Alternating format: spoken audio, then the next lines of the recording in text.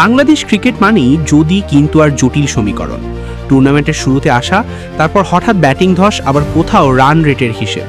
বিশ্বকাপ, champions trophy কিংবা Asia cup, প্রতিটি বড় আসরেই যেন এই একই দৃশ্যে পুনরাবৃত্তি। সমর্থকদের মনে প্রশ্ন জাগে, কেন বারবার প্রথম রাউন্ড পার হতে হলে এত হিসাব নিকাশে আটকে পড়ে টাইগাররা? এবারও তার ব্যতিক্রম নয়।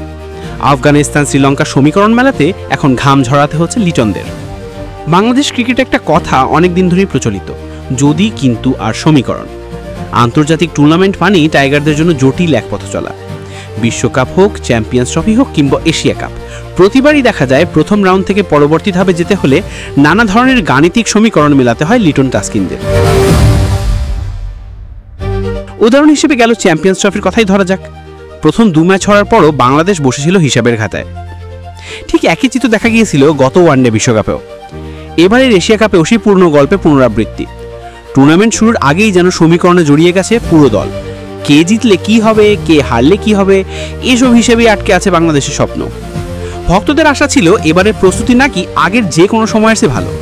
টানা 3 সিরিজ জয়, পাওয়ার হিটিংয়ের উন্নতি আর ব্যাটিং অর্ডারে পরিবর্তন এনে আত্মবিশ্বাসী দেখাচ্ছিল টাইগারদের। প্রথম ম্যাচে হংকংকে হারিয়ে সেই আস্থাও বেড়ে গিয়েছিল সমর্থকদের। কিন্তু দ্বিতীয় ম্যাচে এসে আবারও একই চিত্র। লঙ্কানদের বিপক্ষে বড় হারে ভেস্তে যায় সব পরিকল্পনা। মজার ব্যাপার হলো, কয়েক বছর আগেও আফগানিস্তান আর শ্রীলঙ্কার বিপক্ষে বাংলাদেশ ছিল আত্মবিশ্বাসী। পরিসংখ্যান তখন টাইগারদের পক্ষে কথা বলতো। কিন্তু সাম্প্রতিক সময়ে সবকিছু যেন উল্টো পথে হাঁটছে।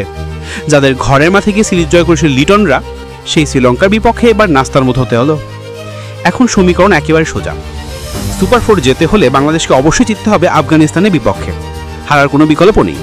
যদি বাংলাদেশ জেতে এবং আফগানিস্তান পরে শ্রীলঙ্কার কাছে হারে, তাহলে সরাসরি পরের রাউন্ডে উঠে যাবে লিটন বাহিনী।